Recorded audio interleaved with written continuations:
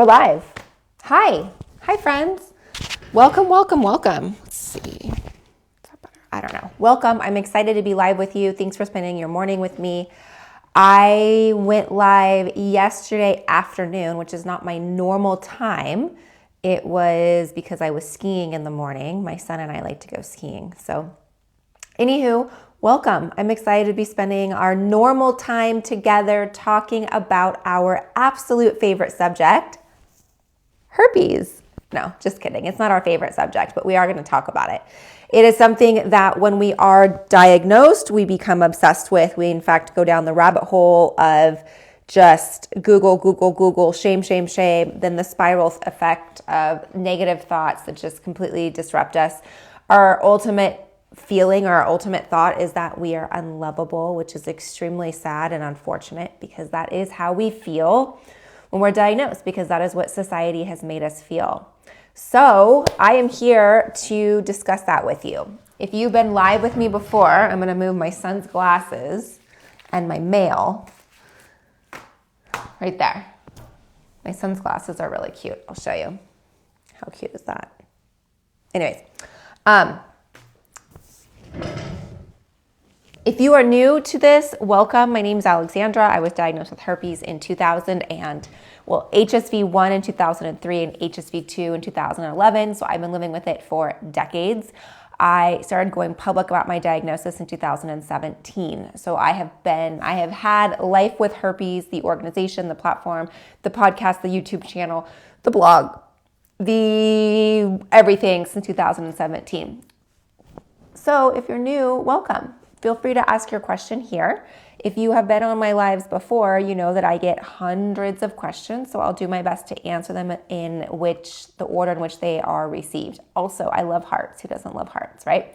So thank you for the hearts, thank you for the follows, and thank you for the shares. All right. Hey, I think I was exposed to HSV2. How many days should I wait to see if I have any symptoms? So the typical incubation period for HSV is going to be about 2 weeks. It's between 2 and 12 days. So within the first 2 weeks, most people have their initial outbreak. They would have their initial signs. They would have swollen lymph nodes. They would have flu-like symptoms. They would have nerve pain. They would have other things like that would be causing them, that they would pretty much realize that I think this is herpes. Now, not everybody, and here's the sneaky thing about herpes, this is what is frustrating about herpes, this is why so many people don't know that they have herpes, is because this virus has a mind of its own. It wants to do its own thing. Sometimes most people are asymptomatic. Most people never shown signs or symptoms of a herpes outbreak. So if you were exposed to it and contracted it, it may take you may never have an outbreak, and you would never even know you have it because you never will have an outbreak. And that is how we transmit it. And that is why so many people are living, millions and millions and millions of people are living with herpes because they don't know they have it. I just got notification that some of the comments were filtered to protect the community's experience.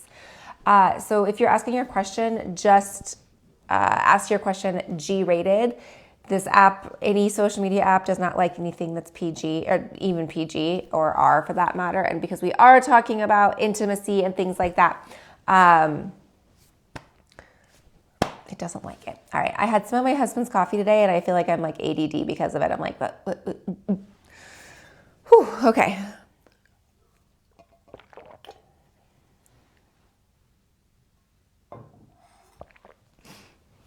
How do you control your good gut health to stop flare-ups?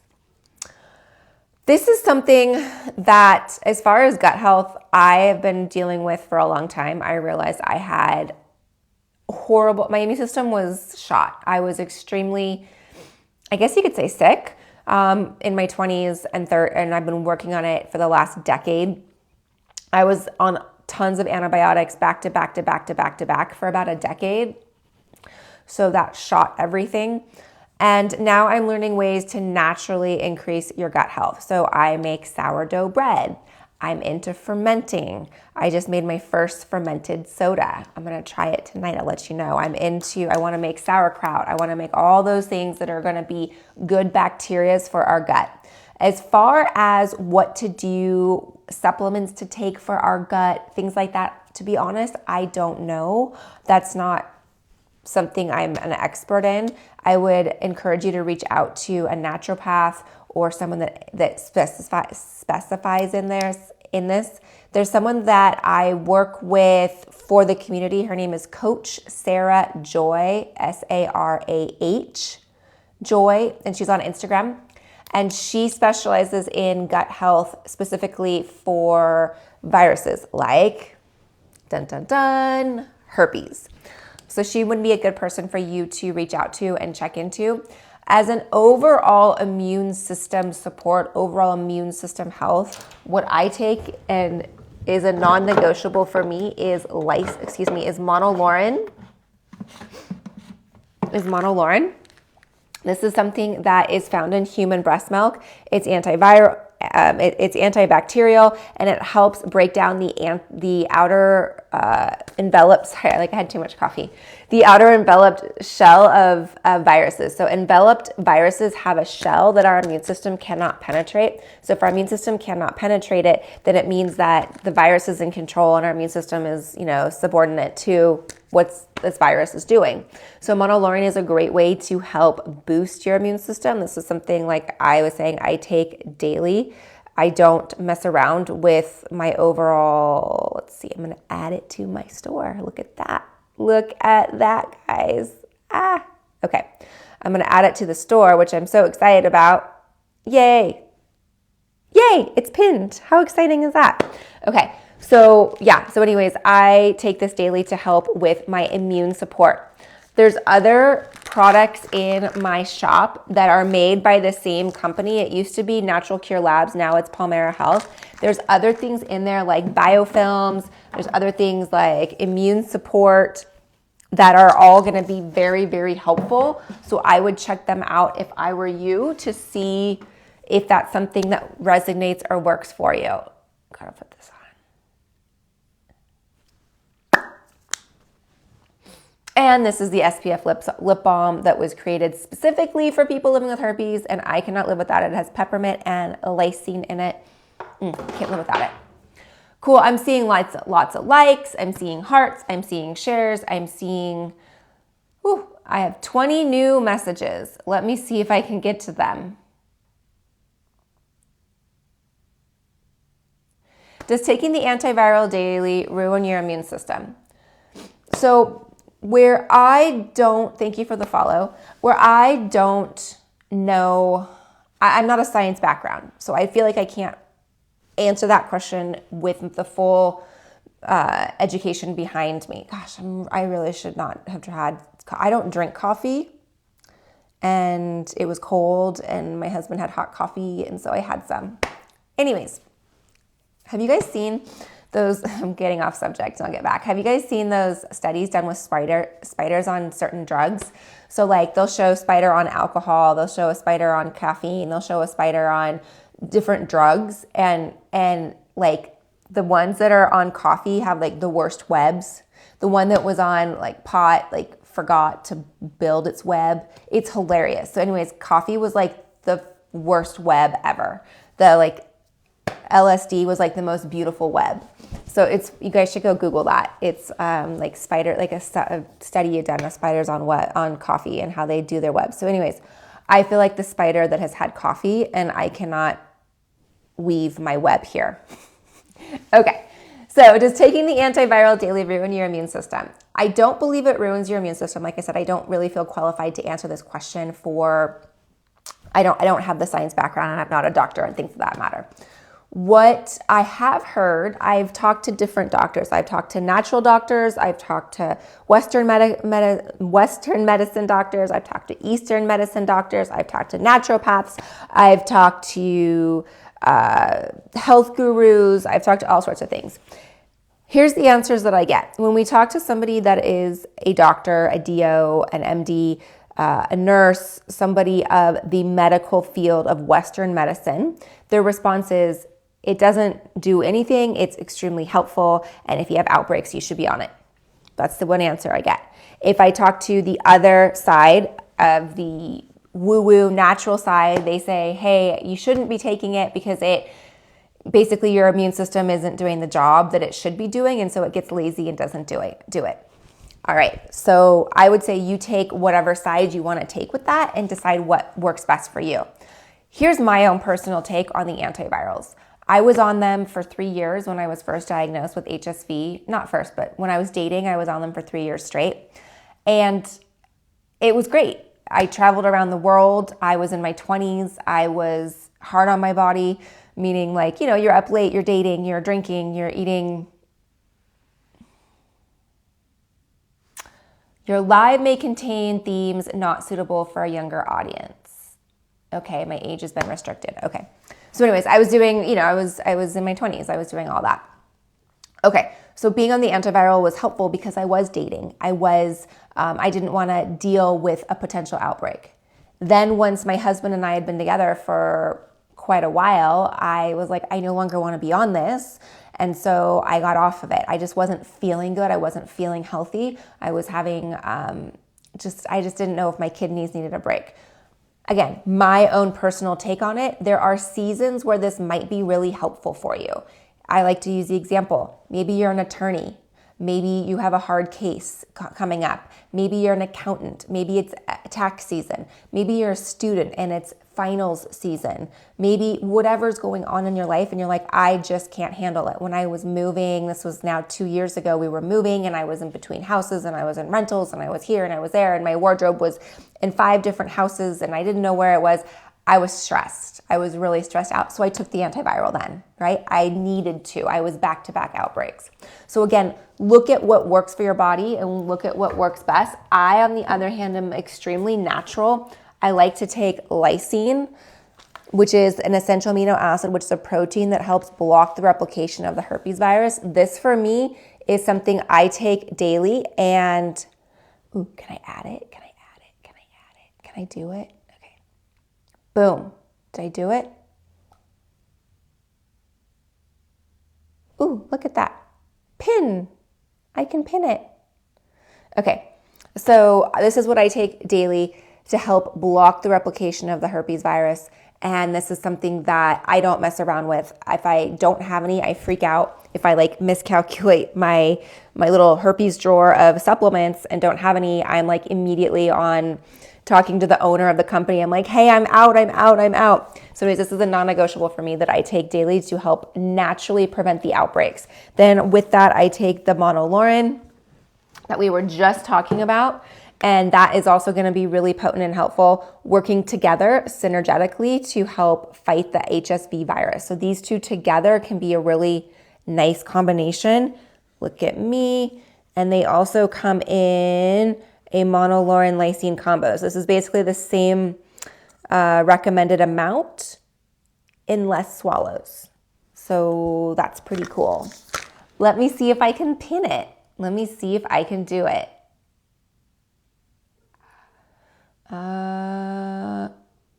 Boom. And boom. Okay. How did I do?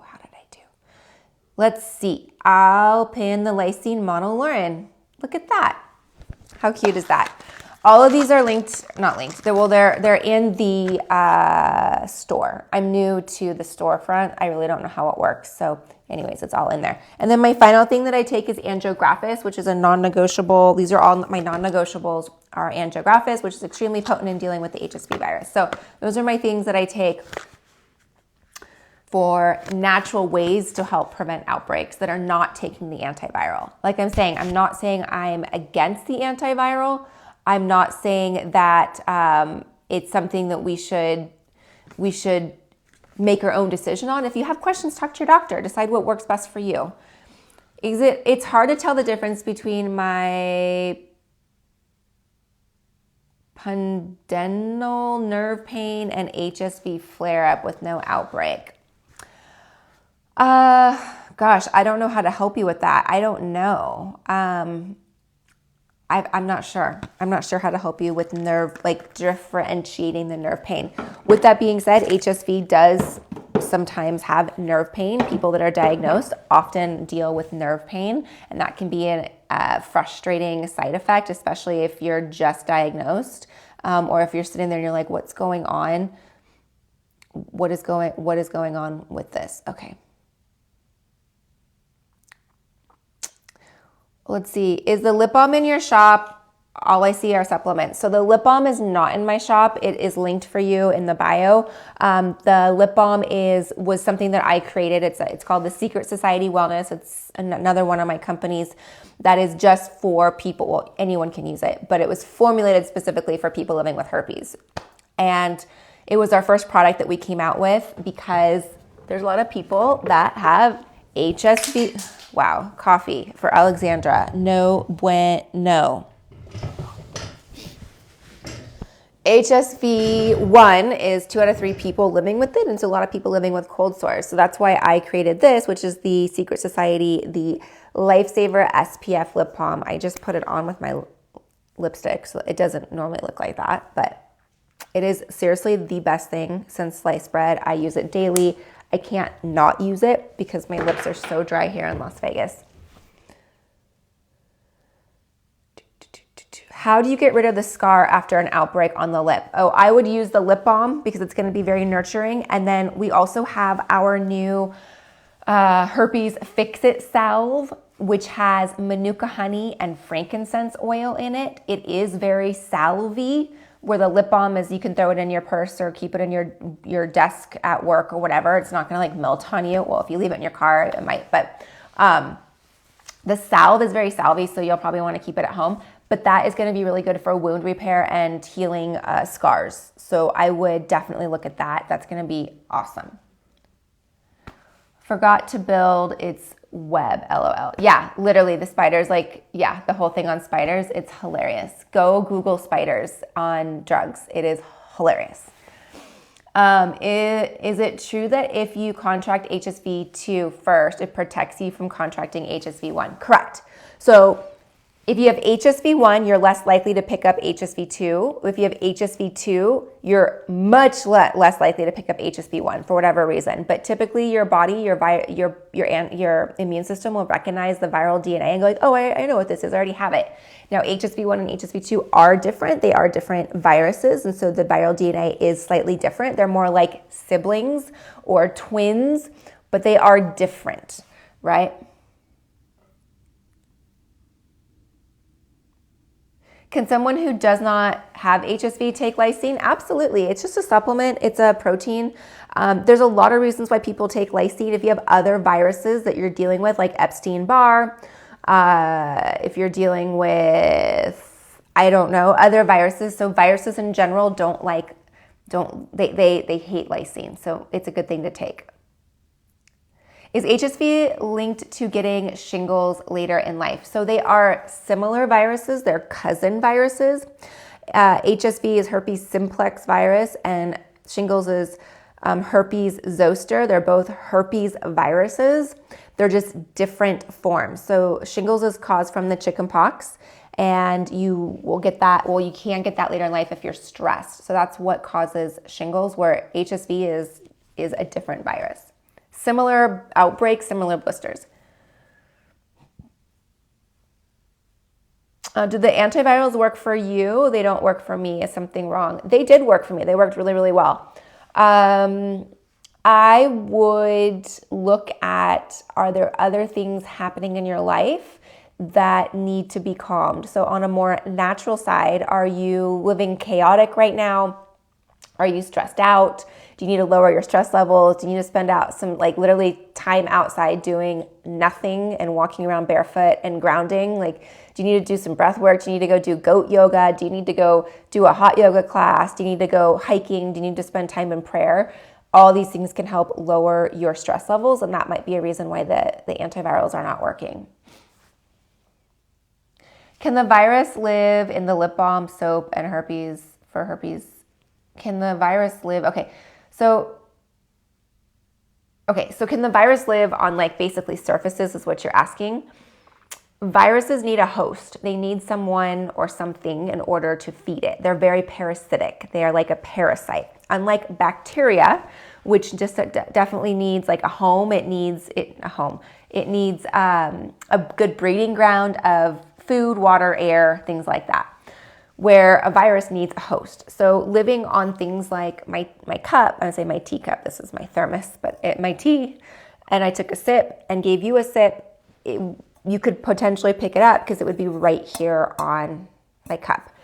If you came back later, a couple hours later and took a sip, probably not, right? It would probably die off. What's the lifespan of a virus on its own, like on a surface? I don't know. But things like soap is going to kill the virus. My outbreaks now are extremely mild. They're maybe 24 hours. They don't always go into a blister. Sometimes they're just like a really painful bump, and then I wake up the next day and it's gone. I have both HSV1 and HSV2. What's the truth about antivirals affecting you in the long run? So I just talked about that earlier. Again, I'm not a doctor, so I don't really know. But I have talked to different people. One of the women in our secret society, in our support group, she is a nurse. And so she talks about the importance of drinking lots of water because it is hard on your kidneys. And she said that she personally takes it every other day because she doesn't want it to be that hard on her body. But again, this is me relaying information. I really encourage you to speak to your doctor and speak to a pharmacist or a healthcare professional that you find trust in. Like I said, I no longer take the antiviral, and that doesn't mean that that's right or wrong. It's just that that's what's right for me. So, all right, friends, hope you have a great day. Wish me luck on being productive with having too much coffee. All right, guys, I'll talk to you soon. I appreciate you. Bye. Let me try that again.